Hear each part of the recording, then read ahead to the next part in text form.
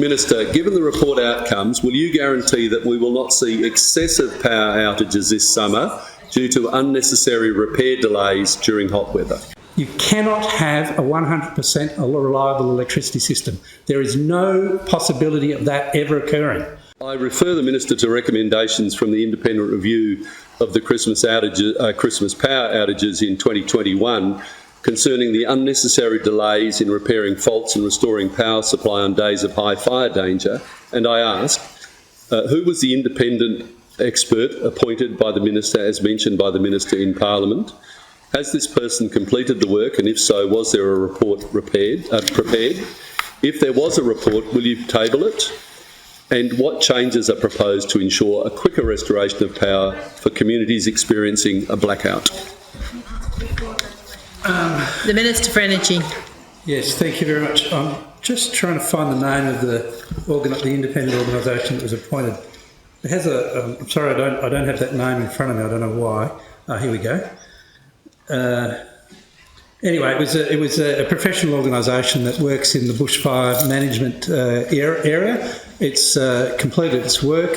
What we did was we've engaged, Western Power's engaged with DFES and WALGA to go through the processes that are used for restoring power during high bushfire danger areas. Now, we have to understand that this is a really critical issue, because the challenge is that if there's an outage on a line through an area of bush, if you just re-energise the line, if that disruption of the line is continuing, if it wasn't just transitory, you can actually start a fire. And so it's absolutely incumbent, and I know everybody in this chamber agrees, that Western Power not start bushfires. Because could you imagine what would occur if you have a bushfire created by electrical infrastructure on a high bushfire danger day? Now, one of the challenges that's been highlighted by this process is that sometimes DFES asks Western Power to apply the high bushfire danger processes because they're dealing with existing bushfires. And so what they do is they actually ask Western Power to delay the re-energise of lines, not because of the specific bushfire risk in that location, but because the resources of the volunteers and the resources are already been allocated to active bushfires. So there are no simple solutions for the management of electrical infrastructure. Now, we don't take the approach that is used in other parts of the world that have high bushfire risks. For example, in California, where they switched off the entire network in the high bushfire area for 3 weeks this summer. So that's the approach that's used in other parts of the world, is just to have no electricity supply at times of high bushfire risk. We don't do that in Western Australia. So I'm pleased that Western Power, the consultant, DFES and WALGA have been working through these issues. There's still some more work to be completed, and they are changing their practices, and that was one of the commitments that's been made. Another advance that has come out of the report by Michelle Shepherd is that Western Power's communications they were told to upgrade their communications. So what they've done is they've written to all regional councils in the Southwest Interconnected System, asking for a single point of contact.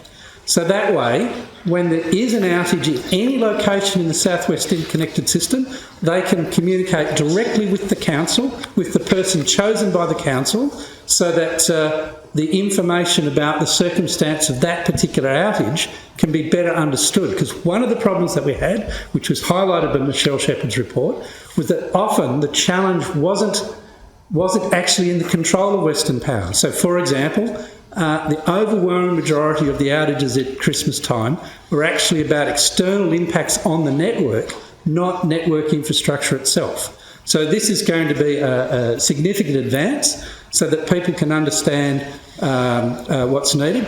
Also, there's been, I think it's 37 engineering projects that Western Power's been implementing this year to make sure that the resilience of the network is improved. Now, one of the challenges that was highlighted by Michelle Shepherd's report is this question of the planning criteria. Some people thought that when they talk about planning criteria, they say, on the 15th of December, what they're going to do on the 25th of December. That's not the case. It's about this year, what are you going to do in 2025? And so what Michelle Shepherd asked Western Power to do, which they've done, is to review their planning criteria, because what the good news here is that because of the investment by this government into advanced metering infrastructure, Western Power now has a much granular understanding of how the network operates. That is the distribution network. Previously, there was only monitoring of the transmission and high voltage system and not of the low voltage system.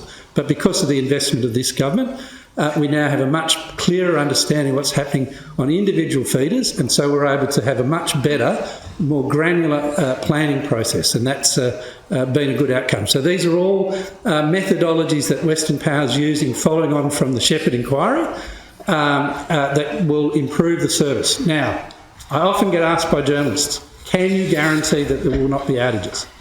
There can be no guarantee. You cannot have a 100% reliable electricity system. There is no possibility of that ever occurring. We have a system that's 99.91% reliable. And that's extraordinary. Of course, that is the average, and there will be different experiences on individual feeders. And again, we're trying to provide better reporting to people so they can have an understanding of the performance at that more lower level. And that also means that Western Power, because the problem in the past, because they were being rewarded on the basis of averages, it encouraged them to work in larger communities rather than smaller communities. But by working on these more detailed feeder by feeder, it means that the individual experiences that people have will improve over time, because we'll be able to respond to individual outages rather than on the averages. Supplementary question. Supplementary question. Thank you very much, Madam Speaker. Minister, given the report outcomes, will you guarantee that we will not see excessive power... Order please, Minister for Transport. Minister, given the report outcomes, will you guarantee that we will not see excessive power outages this summer due to unnecessary repair delays during hot weather? The Minister. Well, that's an interesting question. Unnecessary. What is unnecessary? There will always be more delays in hot weather than in cold weather. It's just... The Shepherd report said there were unnecessary delays before. Order please, member. The Liberal Party. What I make clear is that, I don't verbal Michelle Shepherd. She never said the word that there were unnecessary delays. That is never used in the Michelle Shepherd report. And the fact that you continue to use these things in this chamber that you know not to be true is a big reflection on you as an individual person and as a contributor to this parliament. And you and your colleagues need to think about that. On you. I keep making the point to the member for Vass. When she becomes leader, make the Honourable Steve Thomas the chairman for energy, because he'll do a better job than the current member, the member for Cottesloe. Didn't answer it.